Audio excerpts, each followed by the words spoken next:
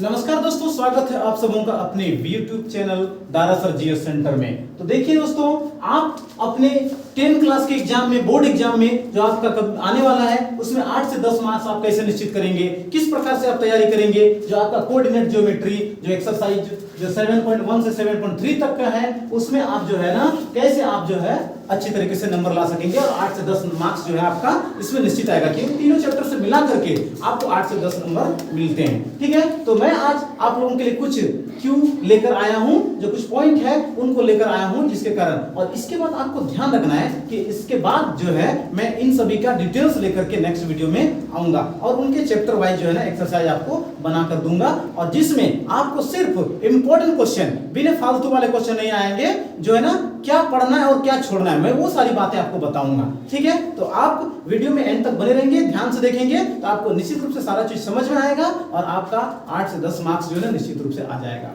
तो दोस्तों चलते वीडियो में। क्या है देखिए, कोऑर्डिनेट ज्योमेट्री, निर्देशांक ज्यामिति। ठीक है ना, तो निर्देशांक ज्यामिति से आपको क्या क्या क्वेश्चन आ सकता है, तो उसके लिए सबसे पहले आपको सूत्र थोड़ा ध्यान रखना है। और मैं जो नेक्स्ट वीडियो अपलोड करूंगा उसमें आपको सूत्र याद करने की भी झंझट नहीं होगी। मैं थोड़ा बेसिकली आपको सूत्र बता देता हूं ताकि आपको बेसिकली ज्ञान हो। ठीक है, क्या होता है कि इसके रूल्स एंड रेगुलेशन कैसे कैसे बनता है, जिससे सबसे पहले आपको ध्यान रखना है दूरी सूत्र। तो दूरी सूत्र होता है डिस्टेंस फॉर्मूला।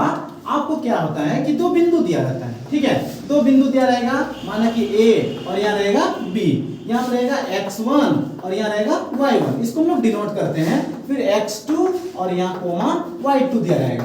तो मैं इसको सूत्र बता रहा हूँ सिर्फ। तो क्या करना है, अगर दूरी सूत्र आएगा तो आपको क्या करना है, लिख देना है root under x2 minus x1 का होल स्क्वायर और प्लस y2 माइनस y1 का होल स्क्वायर। इस तरह से आपको ध्यान रखना है। ठीक है, x2 माइनस x1 का whole square plus y2 minus y1 का होल स्क्वायर, ये आपका हो गया दूरी सूत्र। ठीक है, याद रखना है।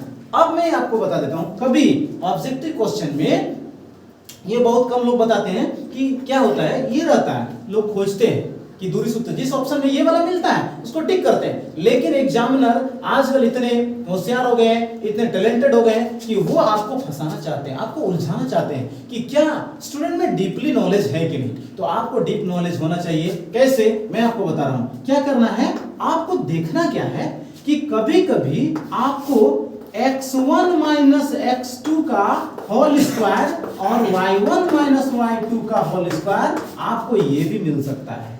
तो स्टूडेंट्स आपको ध्यान क्या रखना है, यदि ये नहीं मिले, आप तो याद करके गए हो कि ये मिलेगा, उसी को मैं टिक करके आऊंगा, लेकिन वहां पर आपको उन्होंने ये दिया ही नहीं।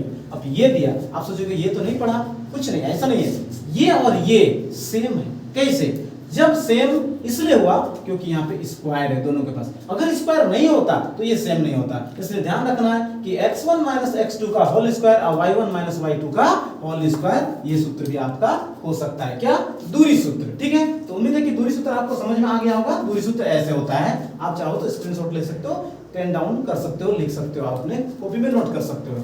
दूसरा है निर्देशांक सूत्र, बहुत इंपॉर्टेंट है निर्देशांक सूत्र आने का। तो निर्देशांक सूत्र कैसे होता है, मैं आपको इधर थोड़ा इरेज कर देता हूं, मिटा के फिर आपको बता देता हूं। ठीक है, देखिए दूरी सूत्र।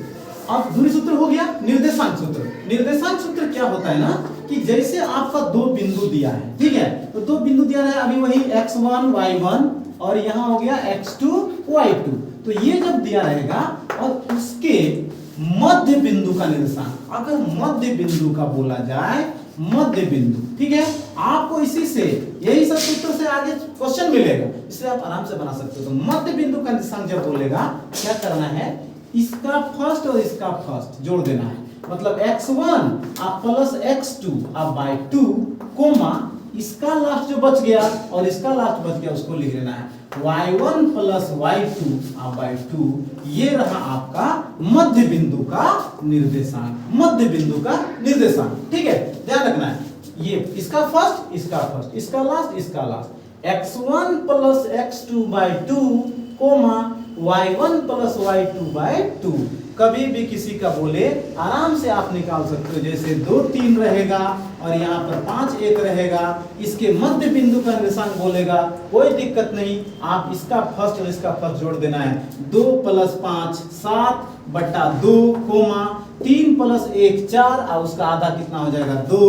तो आपका 2 और 3 के और 5 के बीच का मध्य बिंदु का निर्देशांक आपका आंसर आ जाएगा 7/2, 2। समझ में आया होगा निश्चित रूप से। तो ये मध्य बिंदु का निर्देशांक आता है। आप इसको भी लिख सकते हो, वीडियो को पॉज करके आराम से नोट कर सकते हो। ऐसे ही क्वेश्चन, इससे बाहर क्वेश्चन आपको देखने को मिलेगा ही नहीं, ऐसा ही आएगा क्योंकि आप क्लास 10th में हो, ठीक है ना। तो ध्यान रखना है। और ऐसे बहुत सारे एग्जाम में भी ये आता है, कंप्यूटर एग्जाम में भी ये सब आता है, लोग बाद में भूल जाते हैं कि कैसे करना है। लेकिन आपको बेसकीमती तरीका से अभी अच्छी तरीके से सीख लेना है ताकि आप निश्चित रूप से आगे भी बना सकते हो। देखते हैं, तो निर्देशांक सूत्र में एक दो और आता है। जैसे आप देखोगे कि कभी कभी इसमें x का निर्देशांक पूछ देता है और उसमें अनुपात दिया रहता है। जैसे यहाँ हुआ x1 y1 और यहाँ x2 y2, ठीक है, कोमा दिया रहेगा और ये कुछ नाम है a b। अब इन दोनों में एक अनुपात होता है m1 और m2, मतलब ये रेशियो है। m1 m2 का मतलब हुआ कि ये जो है, ये दोनों बिंदु या एक रेखाखंड जो है m1 और m2 मतलब 2:3 या 1:2, ऐसे 2:3 का मतलब हुआ कि ये 5 भाग में बटा रहेगा, 2 भाग इधर 3 भाग इधर, ऐसा आपको नेक्स्ट चैप्टर में आपको ये मिलेगा। तो इसका मैं सूत्र बता देता हूं कि अगर x का निर्देशांक का फॉर्मूला बोलेगा तो क्या होगा, m1 x2 plus m2 x1 bye m1 plus m2। देखिए कोई दिक्कत नहीं है, m1 x1, ठीक नहीं, m1 x2 ये इसके साथ होगा, m1 1 के साथ 2, आपको याद करने में दिक्कत नहीं है, पहले 1 लिख देना, 1 के बाद 1 के साथ 2 चलेगा, ठीक है, 1 1 साथ नहीं होगा, 1 के साथ 2, m1 x2 m2 x1 और यही दोनों का प्लस नीचे होगा। अगर y का निर्देशांक बोलेगा तो सेम वही m1 अगर लिख दिए तो y है तो y2 चलेगा क्योंकि 1 के साथ 2 होगा, फिर m2 y1 बटा फिर नीचे m1 प्लस m2। ये आपको 7.2 में आपको इससे क्वेश्चन बनेगा, ठीक है। आप ध्यान रखना, x बराबर m1 x2 plus m2 x1 bye m1 plus m2, easy है, m1 x1, ठीक है, m1 x2 m2 x1 bye m1 plus m2। अब y का बोलेगा तो m1 y2 plus m2 y1 bye m1 plus m2। ये आपका हो गया निर्देशांक सूत्र जो है। अगर x का निर्देशांक बोलेगा तो ये होगा, y का निर्देशांक बोलेगा तो ये होगा, ठीक है ना। तो coordinate of x and coordinate of y अगर इस तरह का पूछा जाएगा तो आपको ये निकालना है, तो ये सूत्र है। अब इसको भी नोट कर सकते हैं। अब मध्य बिंदु का मैं बता दिया, मध्य बिंदु मतलब बीच वाला, ये हो गया था, ठीक है ना। इसके बाद x अक्ष, ये सब देखिए, x अक्ष का निर्देशांक y अक्ष का मूल बिंदु का आपको ऑब्जेक्टिव में मिल सकता है। देखिए क्या होता है कि ऑब्जेक्टिव में आपको कैसे मिलता है कि x अक्ष का निर्देशांक, x अक्ष का निर्देशांक होता है x0, y अक्ष का निर्देशांक होता है 0, y और मूल बिंदु, ठीक है। अब आप बोलोगे कि ये सब क्या है, मूल बिंदु आपने 9th क्लास में पढ़ा था, इसका निर्देशांक होता है 0 0, आपने ये देखा होगा। देखिए जो क्षैतिज कतार होता है, इस तरह का लाइन, हॉरिजॉन्टल लाइन खींचा जाता है, उसको बोलते हैं एक्स अक्ष, ठीक है। इधर x प्लस होता है, इधर x माइनस होता है, और ये जो वर्टिकल लाइन होता है ना, ऊर्ध्वाधर कतार, इसको y अक्ष बोलते हैं, इधर y प्लस होता है, इधर y माइनस होता है। तो अब देखिए x अक्ष और y अक्ष के कटान बिंदु को जो प्रतिच्छेद करता है उस बिंदु का नाम होता है मूल बिंदु, ओरिजिन पॉइंट इंग्लिश में बोलते हैं मूल बिंदु। तो ये जो मूल बिंदु हो गया, इसका निर्देशांक 0 होता है, ठीक है। और x अक्ष का अगर पूछ दिया जाए, x अक्ष का, तो सबसे पहले x में चलेंगे, इसके बाद उसका y होगा, मतलब y का वैल्यू 0 आएगा। तो x 0 x अक्ष का, और y अक्ष का जो शुरू में आएगा आपका x का वैल्यू आएगा 0 और y का y रहेगा, मतलब x का x 0, बहुत लोग ऐसे याद कर लेते हैं, x अक्ष का x 0 y अक्ष का y 0, ऐसे नहीं, x अक्ष का x 0 और y अक्ष का 0 y और मूल बिंदु का 0 0, ये भी हो गया, ठीक है। अब आपको कभी कभी पूछा सकता है कि x अक्ष और y से कटान बिंदु को क्या कहते हैं, तो आपका हो जाएगा मूल बिंदु, ठीक है। फिर एक है त्रिभुज से संबंधित, जो त्रिभुज का क्षेत्रफल से संबंधित ट्रिक या सूत्र होता है। देखिए आपको क्या होता है, ये जो है बहुत इंपॉर्टेंट है, ये वाला भी आपको ध्यान रखना है। इससे मैं आपको बहुत लंबा फॉर्मूला होता है, उस लंबे फॉर्मूला को मैं आपको कैसे याद करवा देता हूँ। देखिए क्या होता है ना कि त्रिभुज से संबंधित क्षेत्रफल, ये 7.3 में आपको मिलेगा। मैं आपको बताया था कि अगर आप अच्छा करना चाहते हो तो मेरे चैनल को सब्सक्राइब कर लो और इसके बाद बेल आइकन को प्रेस कर लो, ताकि आपको जो नेक्स्ट वीडियो मिलेगा ना वो आप आराम से उसको देखकर सीख सकते हो और आपको दोबारा पढ़ने की जरूरत नहीं पड़ेगी, एक बार में ही आप आराम से सीख सकते हो। देखिए जैसे त्रिभुज के रहेगा, एक त्रिभुज रहेगा, ठीक है, यहाँ कुछ दिया रहेगा 2 3 5 1, ठीक है, फिर आपको दिया रहेगा 5 1, इसके बाद 7 2, ठीक है।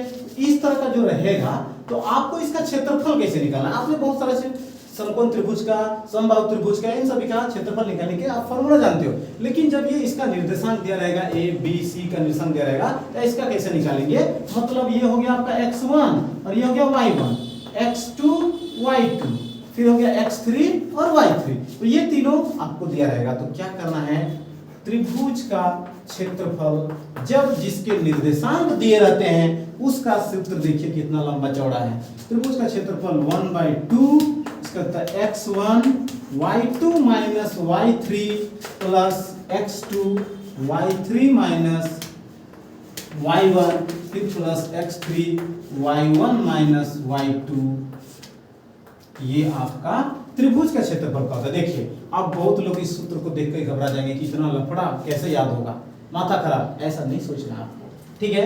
आपको क्या करना है ना कि मैं एक ट्रिक बता दूंगा, उस ट्रिक को अगर आप याद कर लोगे, जिस प्रकार आप अपना डेट ऑफ बर्थ याद रखते हो, ठीक है, कि 22/6 आपको 2000 ऐसे याद रखते हो, कुछ भी, या मोबाइल नंबर आप याद रखते हो, उसी तरह से एक ट्रिक है, आपको याद रखना है 23 31 12, ठीक है, 23 31 12। अगर ये भाषा आप याद रख लेते हो 23 31 12, कभी भी आप 7.3 का जब भी आ जाएगा आप याद रख लो 23 31 12। कौन सूत्र है जी, 23 31 12 वाला, 23 31 12 वाला सूत्र, 23 31 12। तो देखिए 23 31 12 कैसे याद करेंगे, कुछ दिक्कत नहीं है, देखिए यहाँ पर देखिए 23 31 12 है ना।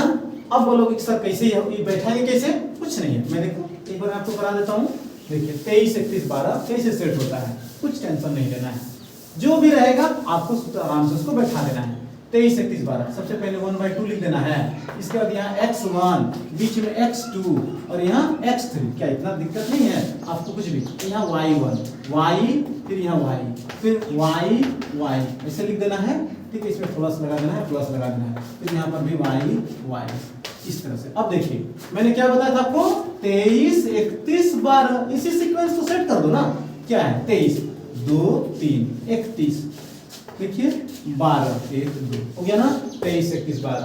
x1 1/2 x1 y2 minus y3 plus x2 y3 minus y1 plus x3 y1 minus y2, तो ये आपका त्रिभुज का क्षेत्रफल का सूत्र हो गया। अब इसमें आपको देख देख करके बैठा देना है, जैसे इसमें यहाँ पर जो जो दिया रहता है वो x1, ये x1 हो गया, y1 x2 y2 x3 y3, और इसमें कोई पाबंदी नहीं है कि आपको वही मानना है, आप किसी को भी x1 y1 मान सकते हो, बस किसी भी कोना को, जैसे यहाँ पर भी आप मान सकते हो x1 y1 x2 y2, तेरा मन है कि x1 y1 यहाँ भी मान सकते हो, कोई दिक्कत नहीं, ठीक है, तो आप आराम से इसको बना सकते हो। तो इसलिए मैं आपको जो बताया 23 31 12, इस तरह से ये जो कोऑर्डिनेट ज्योमेट्री का जो चैप्टर का जो फॉर्मूला था, इन्हीं फॉर्मूला से बाहर आपको कभी एग्जाम में बाहर नहीं आएगा और आप आराम से इसको बना सकते हो, और तीनों चैप्टर में से आप 8 से 10 मार्क्स पक्का कर लोगे, पक्का आराम से इसको बना सकते हो, आपका एक भी मिस्टेक नहीं होगा, ये मेरा चैलेंज है, ये मेरा दावा है, ठीक है ना। तो दोस्तों अगर आप मेरे चैनल में नए हो या नए पहली बार देख रहे हो